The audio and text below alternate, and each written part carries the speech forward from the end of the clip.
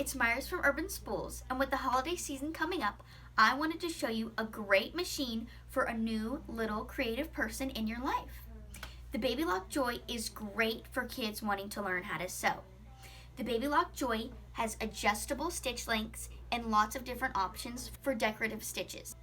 The Baby Lock Joy has a built-in thread cutter along with a needle threader, which is great for little hands and little eyes. It also has a 4-step buttonhole, which is great for kids wanting to embellish and maybe even learn garments. It also has a removable arm, which is great for free arm sewing for garments. And the feed dogs are able to drop, which is awesome for kids wanting to learn how to quilt. The Baby Lock Joy is affordable, and it is such a wonderful starter machine.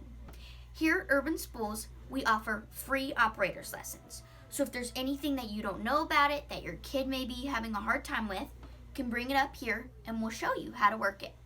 In addition to our free operators lessons, we will be starting kids' intro to sewing classes back in January. In these classes, if your child has this machine, they'll be able to learn how to use their machine and make awesome projects on it.